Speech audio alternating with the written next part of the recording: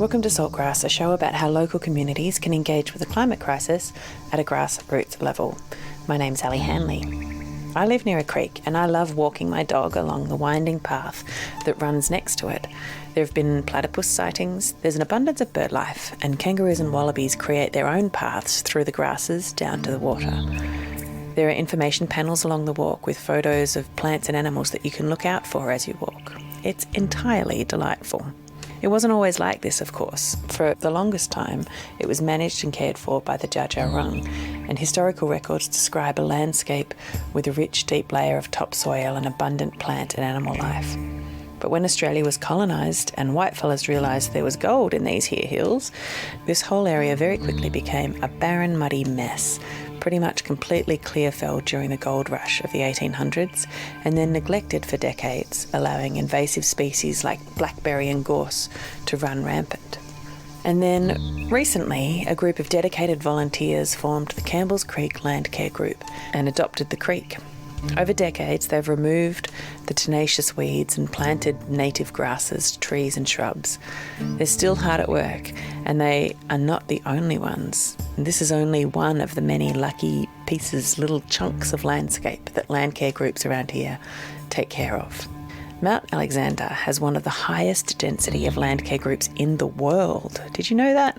Until I sat with Bonnie and Hadley, who are today's guests, I didn't know that. They both work for Connecting Country, which is a not-for-profit organisation who have been at the forefront of our local landscape restoration for 15 years. They work closely with the many local landcare groups, private landholders and government agencies to restore native ecosystems. So much of the work these groups has done so far has been dealing with the environmental aftermath of colonisation. But now these groups are not only navigating restoration from past abuses of the land, but they're looking at how they might help build resilience and flexibility into the ecosystems in anticipation of another human-made disaster, which is climate change. So in this episode, I'm going to share with you the conversation I had with Hadley and Bonnie, as well as some audio from an event Connecting Country ran earlier this year called Revegetation Success in a Changing Climate. Of course, as ever, I want to acknowledge that Saltgrass is produced on Djaara country, the home of the Djaara. They've been zero-waste ecosystem guardians and custodians of this land for countless generations, and they continue to lead the way and generously share their wisdom on how to live here better. I give thanks to them and honour elders past and present. Always was and always will be Aboriginal land. Salt. Salt of the earth. Salt. Salt of the earth. Grassroots. Salt of the earth people. Grassroots change. Saltgrass.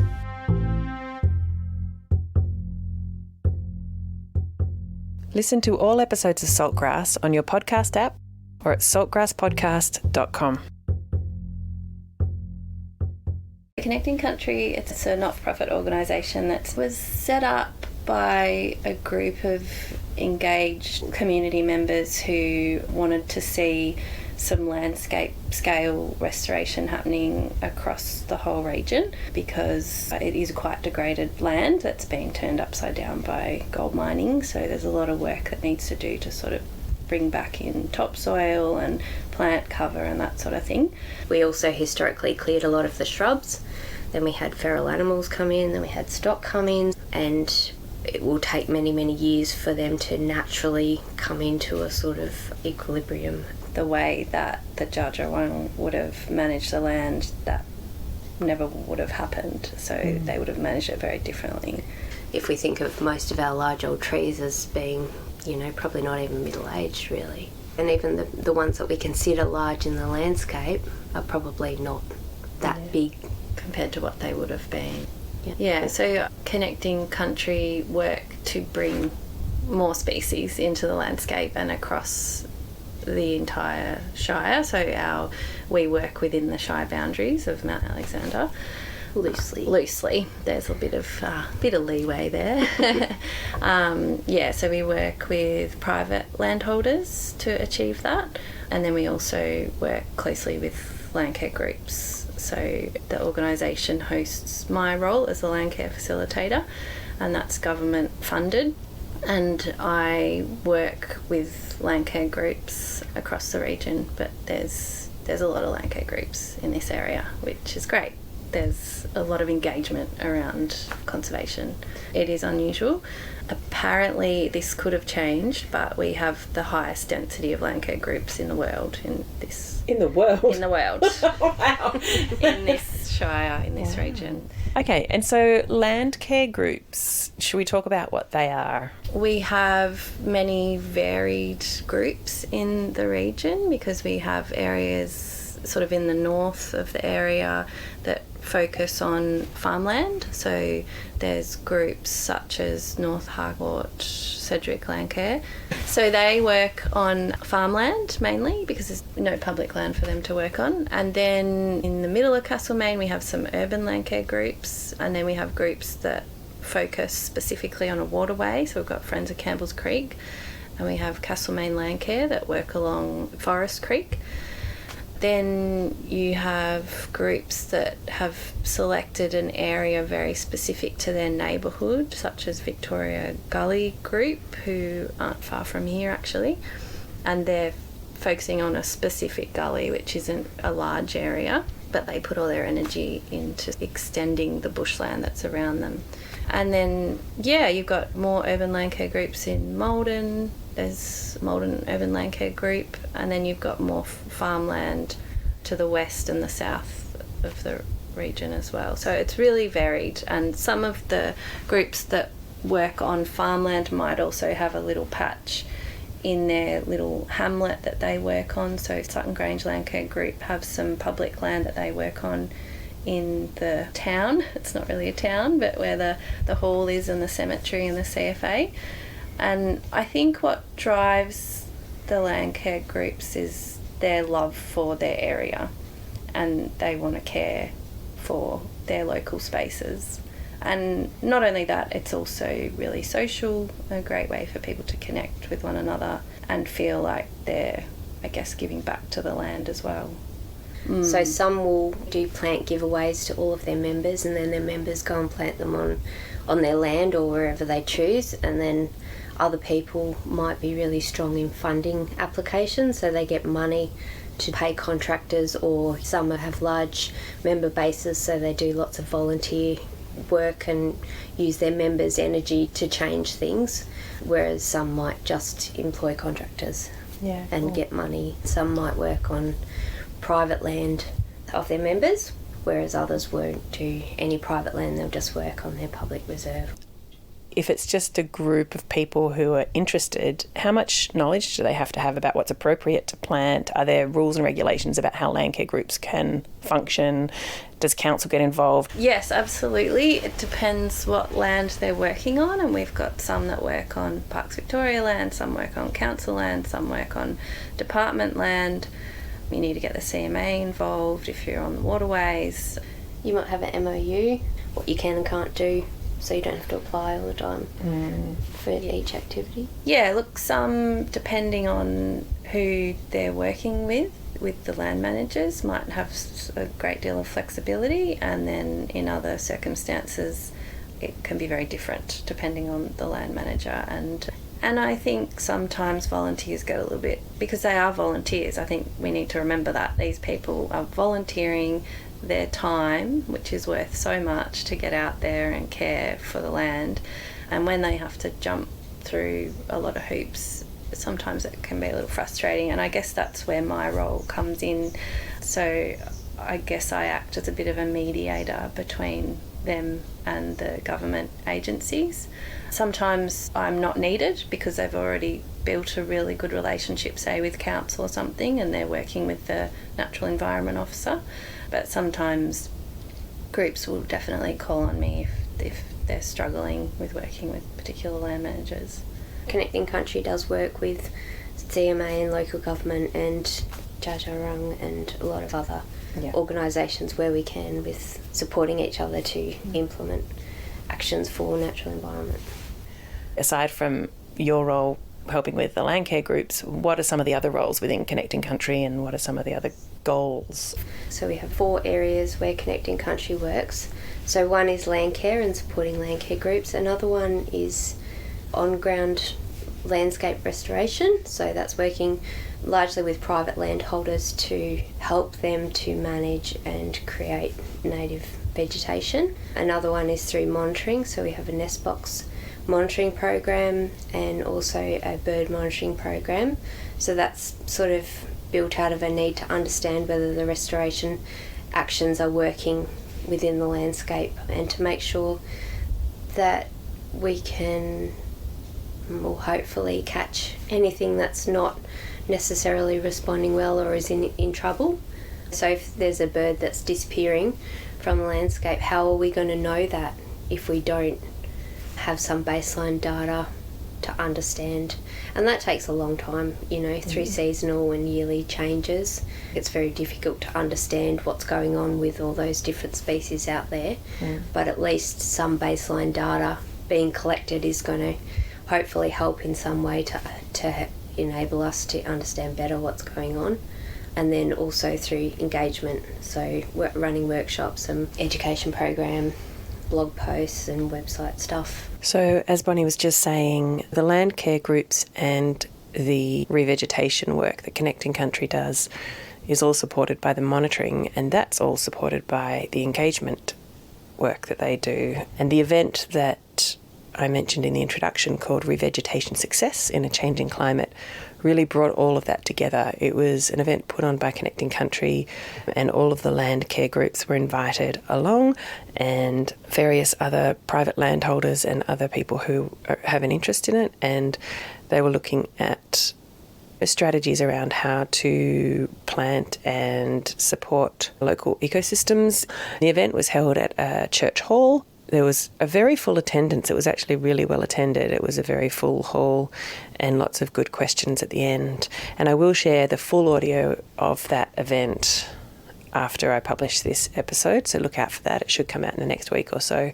In a minute, I'll be giving you a few little excerpts from the event, but I'll let Hadley explain how it came about before we do that. The whole evening sort of came out of lots of discussions that I was having with Landcare members who were feeling a bit stuck and not knowing whether what they were doing on the ground was the right thing to be doing in response to the extreme weather patterns that we're already experiencing due to climate change, and was also born out of our Future Climate Plots project.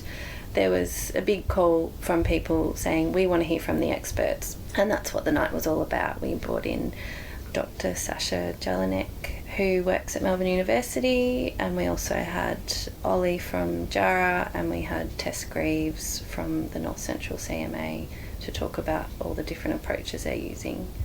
I think there are about 70 people, so that was a good turnout. There was some Landcare members for sure. There was a nursery person, which we were happy to see because they're at the backbone of all of the work that we do. And there were some local ecologists, which was great to see, and lots of new faces as well. And lots of landholders that we work with, and some that we're sort of hoping to work with in the future. We know that this thing is happening. This thing called climate change. Yeah. And this changing weather is happening. Yeah. But what do we do? Like, we hear about all these different things that we should be doing, but how do you actually do something if you are a landcare group or a private person on some land? What do you do? Nobody knows. You hear this debate about whether you should be planting provenance from local areas, whether you should be mixing up that local provenance. Some people still believe that you should be keeping it all pure and from your area. And then there's also this thing, well, if our climate is changing, if we're planting eucalypts or understory shrubs now, we're looking at 20, 50, 100 years. What is our climate going to look like in that time? And if we're planting things from our climate here now, are they actually going to be able to persist in that long-term landscape?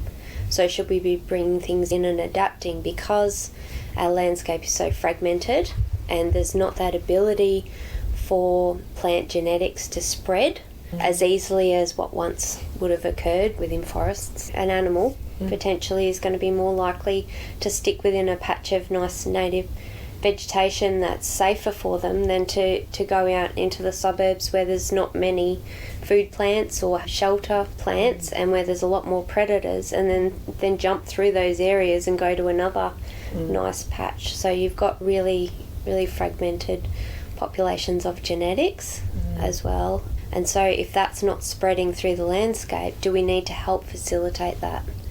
Once that would have occurred naturally, and if we wouldn't dream of intervening if that was the case, but how much do we intervene now, and are we doing it in the right ways, and what are the best actions? If we've only got this much time or this much money, what are the best things we can do to spend that resource to improve it and to help into the future?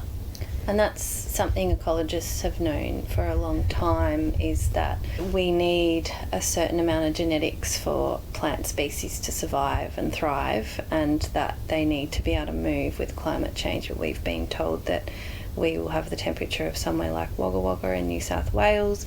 How are the plants going to keep up with that temperature change as it happens so rapidly? So that's why we are thinking about how we can help.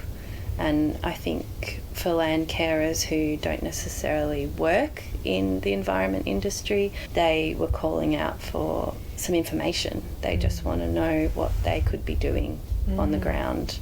We don't know if they're going to actually connect and reproduce other genetics. We don't know how much genetics is stored behind existing populations, and so we're just guessing.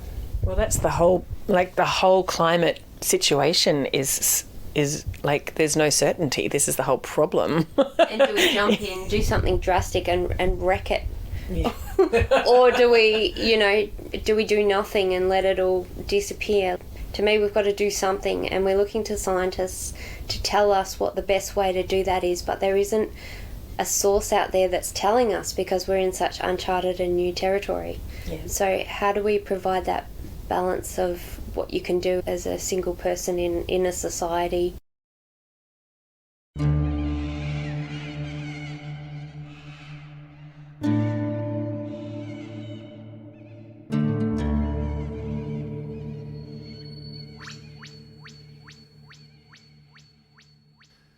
Tonight we have three amazing presenters from different angles of the revegetation world. First we've got Sasha from the University of Melbourne and Melbourne Water, and then we'll hand over to Oli from DJAARA, and then we've got Tess from the North Central Catchment Management Authority. So we're going to go through those one by one. It's really hard to pinpoint things directly on climate change, and usually it's a cumulative impact of, say, insects attacks and cattle grazing under the trees and increasing the phosphates, but usually it's a cumulative impact and climate change just pushes things over the edge. We're also seeing a loss in agricultural productivity by about 27% related to climate, and an increase in extreme weather events. We've already seen the floods. We're going into our Nino year. They're projecting that we're going to see hotter and drier years for the next couple of years ahead. So how does this influence the natural environment? How does this influence our plants and animals? Well, we're seeing some dieback happening in Western Australia and New South Wales. We're seeing a decline in alpine areas, alpine meadows, because generally they can't get any higher than they already are. And this is also related to a decline in the alpine fauna, so things like bogong moths and mountain pygmy possums. And we're also seeing movement north of mammals and birds up into the wet tropics. And we're even seeing morphology changes, so changes in the size of birds and what they're feeding on. So we're seeing a reduction in size, so they're not that impacted by hotter and drier events. And from a restoration space, we're likely to see some species not being able to germinate, so things like Bacteria, which need frosts to germinate, may not be able to in some areas. We're likely to see a decline in winter and spring rainfall, and this is when we do all our planting usually. So if we see a decline in rainfall in winter and spring, that's going to make it a lot harder for us to establish plants in revegetation, which means we might need to change when we do our plantings. And as I said, extreme weather, and that's really what the literature is saying, the science is saying, that it's not so much the climate changing, but it's more the extreme weather events. So the really hot days or the extended dry periods that really knock the plants that we put in the ground out. High temperatures and low rainfall really affect the plants that we're planting, and it also depends on the soil type. So if you plant in really sandy soils, usually the plants don't do so well. Guarding might increase the survival of some plants, depending where you are, and also, as I said, and we'll talk more about it in the talk, if you change the provenances, so get genetics from hotter and drier climates, move them to the area you're planting, maybe that will also boost the resilience of your plants. I'd also like to acknowledge any First Nations people who are here today. I'm not a Djaara person, but I do have the privilege of working for the Dja Dja Wurrung Clans Aboriginal Corporation. Thanks so much for having me. Really appreciate the opportunity to talk about our climate change work at Djaara. So we recently launched this strategy. It is available on our website if anyone's interested in looking at it afterwards. So we launched it at the end of May, and we're really excited about the opportunities that come through the strategy, not just for Djaara but for the broader community. So this is our climate change strategy, and really why Djaara prioritised this piece of work is that many Djaara elders and knowledge holders who work in the corporation or from the community really are concerned about what climate change means for their health and their community, but also for the health of country. And so it's been a priority for several years now to really make sure that Djaara is leading on climate action in the region, but also offering deep knowledge about what country needs and when it needs it, what kinds of plants should be planted in the right places at the right time. And so how I sort of see our Djaara's work on climate change is a really exciting thing because, as Sasha outlined, we're in a climate crisis. It's pretty overwhelming and scary, and it's going to continue to be so. But since working at Djaara, I've become incredibly hopeful for the future because I can see that when traditional owners are leading in this space, we can get better outcomes for everyone. And so since working with many Djaara community members, elders, leaders, I've felt, just amazed at the generosity that Djaara have to open their hand for others to walk on this path for their own self-determination, but to address some of these grand challenges like climate change. And so the solution in its simplest form is that we acknowledge that we are part of nature, we are part of the climate, we're part of country. And that's sort of a key element within the vision, but also the broader strategy, that we need to provide ways for Djaara as the traditional owners, but for everyone to get back out on country. So if seasons are changing, some of the plants are changing, so the fire will have to change.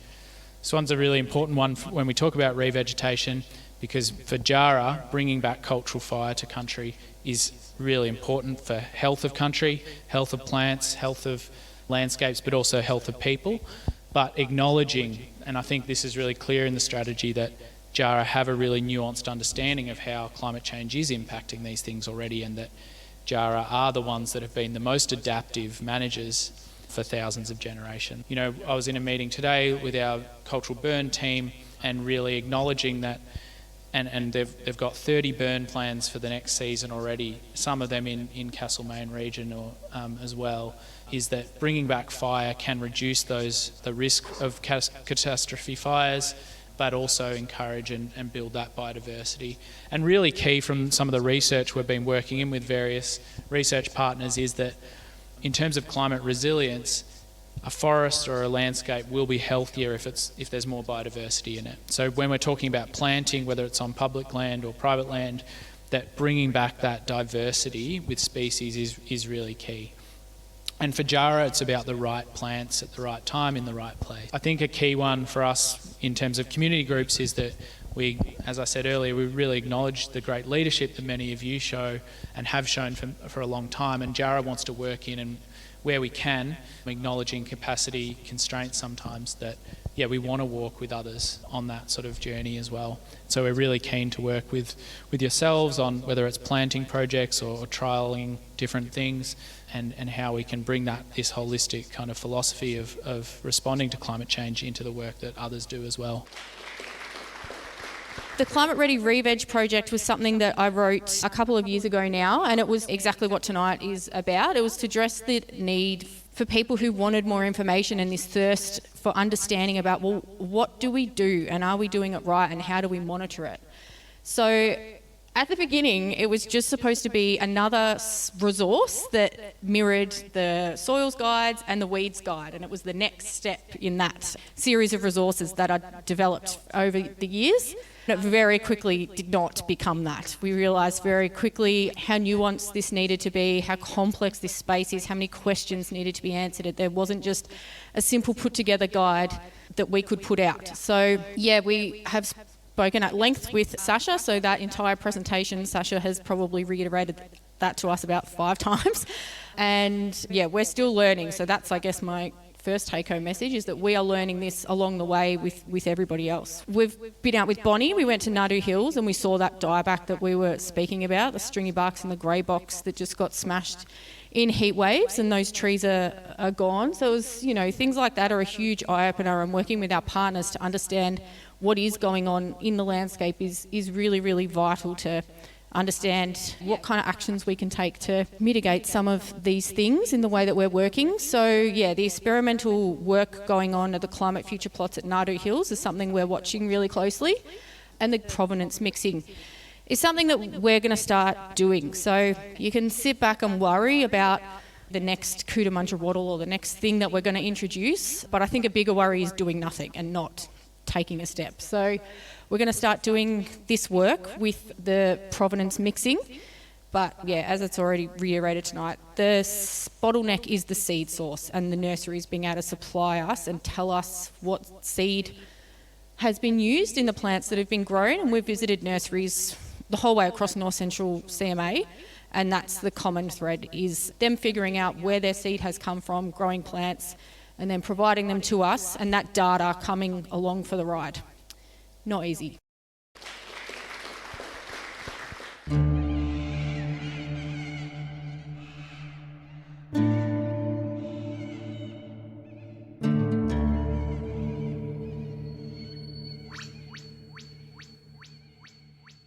What Connecting Country are finding is that the most important thing is, if we are going to mix provenances, is we need to monitor and record what we've planted. And I think if no other message goes out to landcare groups, that is the one. If you are going to have a go at this mixing of provenance, or even just planting, getting stuff from your local nursery and planting it, record what you're putting in the ground and go back and check it. And collecting that data at the moment is absolutely crucial.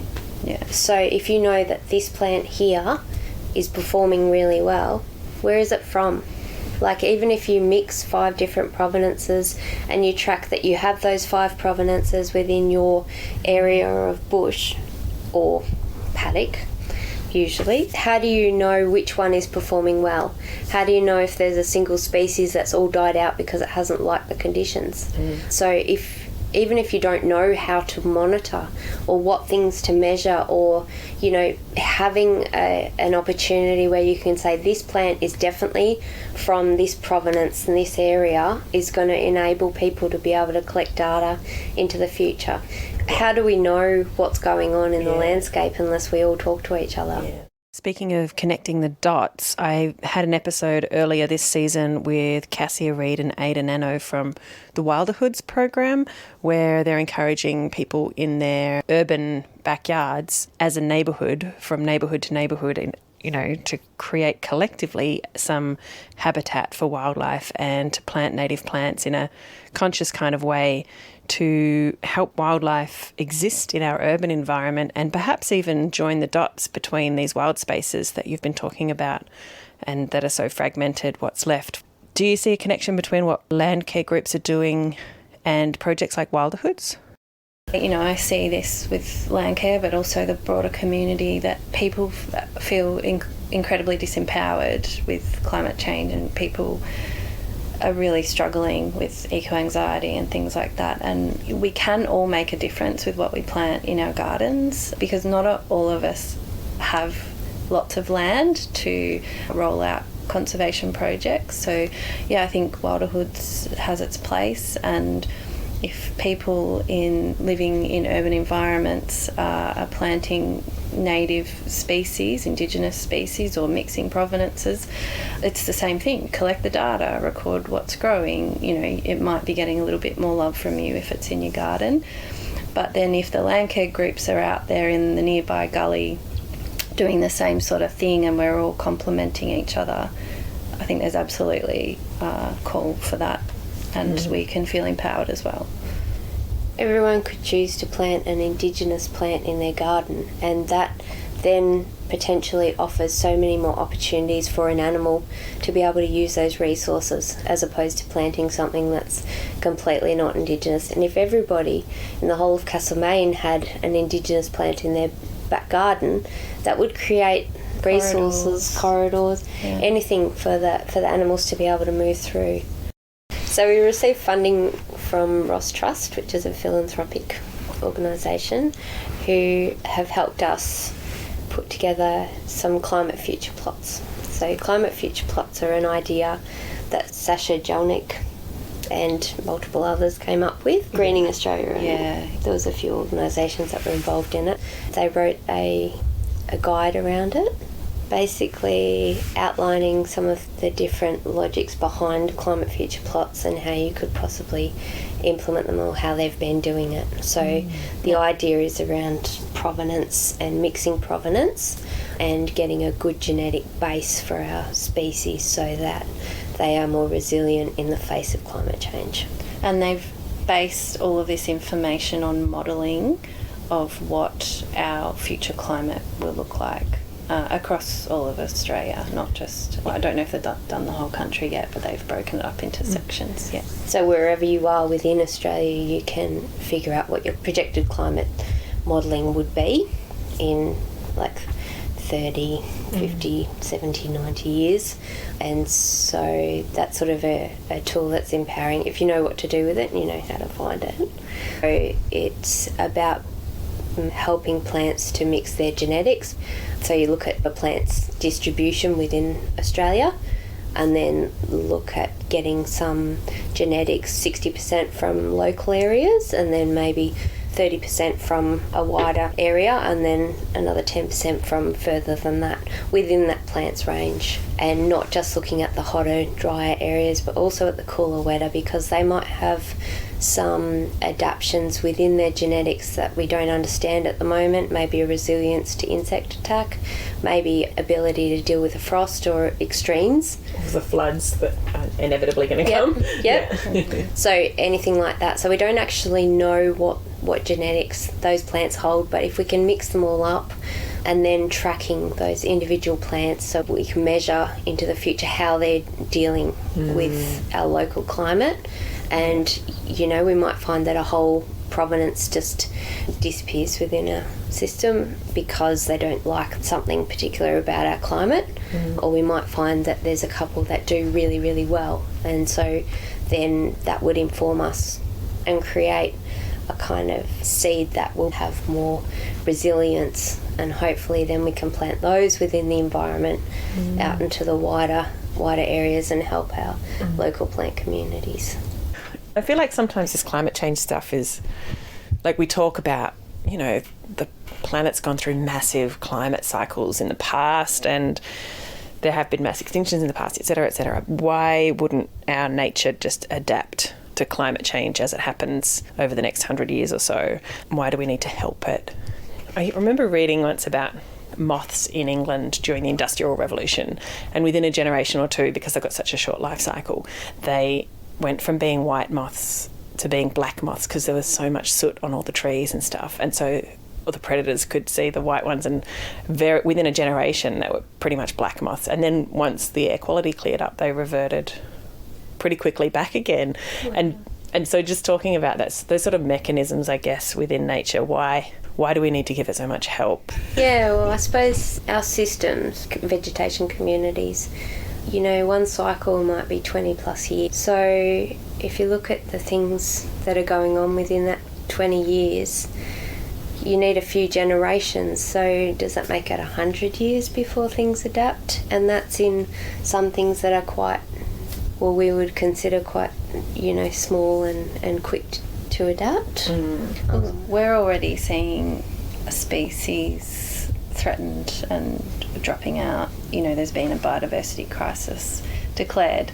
So I think due to a lot of human activity across the world, but we're talking about Australia and we're talking about our region specifically, there's so much fragmentation, as we were talking about before, that yes, some species might be okay, but some won't. And it's about protecting as much biodiversity as we can, because the one thing we do know is that we are healthier as an ecosystem with greater biodiversity. We know that we would be losing species due to human activity. So I guess it's about helping to sort of reverse that and step in and take some action. We've got species like, there's been a lot of interest around Silverbanksia, which is one of our climate future plot species. It's also the one that the North Harcourt Sedgwick group is working on, where 20 years ago there were lots of individual trees around. Since then, a lot of those have died, and we might have sort of 5 remnants or children of, like tracked children of remnants within our landscape now, but a lot of those are not producing seed because it's senescing or like getting old. Some plants have their best reproductive age, and then they sort of drop off after that. So when you look at the animal species that would have been visiting those plants, like yes, you get some birds, you also get mammals, so some of the arboreal possums and stuff like that. And how do they move through the landscape, and how do they go from one tree to another tree which is 10 k's away? Like they just don't. So that genetics isn't being shared. So they're also inbreeding within themselves, which is reducing the fitness of the seed, which means it might not germinate, or it might produce really sickly little plants. That's just one species that we can definitely see that within our observations. When we talk to nurseries and stuff, there's some seed that just never grows because we suspect it's genetic inbreeding. We don't know for sure. But one plant versus sort of 500 individuals, and we would have had woodlands off them growing from here all the way to Woodend. And now we have a few isolated remnants. Look at like the brush-tailed phascogale. So that's an important species in our area. It's a little arboreal mammal, and it has a life cycle. The males die every year. So for part of the year, the population is entirely female, and then the females only live not much longer. And so if you get something that comes in and disrupts one of their cycles, you've dropped that species off, and it can be in serious trouble within 2 or 3 years. So when you look at those sort of things going on, you have a couple of drought years with an influx of pest animals like foxes or cats. They've done trials, and where they've got rid of 99% of the foxes and there's only one fox, that one fox is still eating all of the animals that those 99% would have been eating as well. So there's actually not much variation having one fox in the landscape versus having lots. You just have one really fat fox. Yeah. Yeah, I mean, one Pretty really much. lucky. Yeah, lucky and Doing fat. really well Yeah. for itself, Yeah. which makes it more resilient too. Yeah. I guess that's a point as well, you know, if we're talking about, well, won't the native species just adapt? Well, the pest species will also adapt, and they might become stronger and more capable, and they're sort of doing quite well as it is, so that will put even more pressure on our native species. Yeah, they're doing well in our urban environments, so as we get more urban, they're going to be more resilient. We've got 2 species for our climate future plots. One is the silver banksia and one is sweet Bosseria. So sweet Bosseria is a small shrub that grows widely across our region, and it's a host plant for eltham copper butterflies, and it has a really interesting relationship with ants and the butterflies and the plants, so you need all 3 of them. But as we move into climate change, having a healthy and genetically fit population of that species hopefully will enable us to make sure that we don't lose any of the genetics as we move forward. So in some other areas it is quite in trouble, and only in a few remnant areas it won't be as resilient to any number of climatic or local factors. We might find that, you know, seed production is a lot more impacted because there aren't insects around at the right times of year as to when that's flowering. We might find that those flowering periods change as well as the insects, but how quickly they all adapt is something that we'll just have to wait and see. The Eltham copper butterfly, ant and sweet Bosseria example is just a beautiful example of, it's a tiny part of the complexity and the interdependence and the symbiotic relationship that happens all across ecosystems. And to understand that if a fungus attacks the ants and they fail, then the plant and the butterfly both fail as well. And I was actually thinking of neo-Nazis when you were talking about genetic diversity, and I'm like, all these white supremacists are just going to be so inbred. Well, that's happening in the royal The royal family's been happening for a long time in the royal Aristocracy, man. There's a reason that kings went mad. And Yeah, totally. Yeah, it's rule 101 in ecology is that Mix it biodiversity up. is good. Yeah. And genetic diversity is good, yeah. Yeah. But the bottom line is we don't understand the relationships between all of the things going on within our vegetation community. So how can we possibly manage it other than to hopefully help protect what exists already? How do we realise that this little fungus is helping all of these plants to exist? So when we're trying to recreate it somewhere because we've destroyed it all, Yeah. we're missing the missing that factor. You don't know what it element. is. No. Yeah. And Totally. we never will unless we Yeah. protect what we've already got. Yeah. And this is the argument against clearing old growth forests. We don't actually know what all the systems are within the old growth environment. Yeah. Let's chop down all the trees in this area and we'll go and plant We some can more just replant trees them. over there Yeah. in the paddock with all of the, you know, pasture species. Yeah. And we considered that we've done the same thing as what we've taken. Yeah. It just doesn't, It's not the same. it doesn't add up. And we're realising that, but is it going to be too late? Yeah. Well, that is the question. I think what's really unique to Connecting Country is our connection to the local community. So we've got people who are in our monitoring program who are volunteers. They might not necessarily be in Landcare as well, but often they are. And then we have all of our land carers that are really connected to Connecting Country, and they come in, they tell us what's happening for them, and they'll report things back to us. Bonnie will get phone calls all the time about plants that are growing or how old restoration works are doing. And yeah, we're sort of like a hub for our community of people who care for the environment, and I think that's a really important aspect of what we do, is sort of keeping people connected. And if somebody's out there and they're unsure of how would I tackle this, or if we're thinking about a land carer who wants to bring in mixing provenances in their restoration, we would be the first person that they would call to say, well, who do I talk to and how do I do this? And I really love that about our organisation, that we're sort of like conduit between us all. Yeah. That's great. It's wonderful. It sort of feels like a big old family. Yeah. At times we have our events and it's a lot of familiar faces. Yeah, it's a very welcoming, beautiful community to be a part of.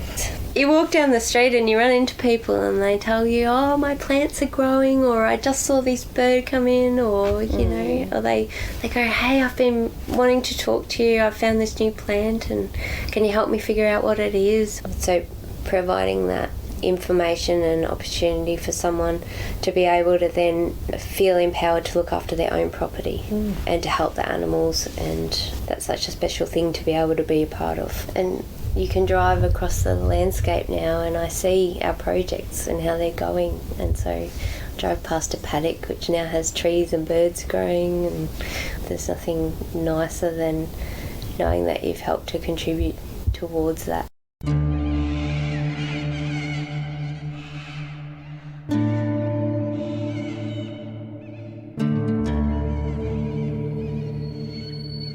We went on to discuss the minutiae of long-term record keeping, sharing data in a meaningful way, funding cycles that are about a year long when the growth cycles of individual plants in question may be 20 to 30 years long, and the prices and processes involved in collecting seeds, and how no matter how careful you are, there is no guarantee they'll germinate. Connecting Country is just doing so much important work in our region, and the people involved are deeply committed, as are the people in all of the individual landcare groups who Connecting Country support. If you're interested in hearing the whole recording of the event, Revegetation Success in a Changing Climate, stay tuned. I will be sharing it in the next week or so. It will either be on the podcast app, Saltgrass Podcast, or on my Substack, and I will let you know which way that goes. Links and notes about the show are on the episode page on the website. Don't forget to get your Saltgrass ethical t-shirts, etc. from our merch store at saltgrasspodcast.com. For those of you listening on the radio, please note that you can listen to episodes of Saltgrass on your preferred podcasting app or at saltgrasspodcast.com. You can follow us on all the socials, and you could subscribe to our email list to get reminders and updates about the show. This program was made possible with support from Main FM and the Community Broadcasting Foundation. Find out more at cbf.org.au. My name is Allie Hanley. Thanks for listening. Salt. Salt of the earth. Salt. Salt. Grassroots. Salt of the earth people. Grassroots change. Saltgrass.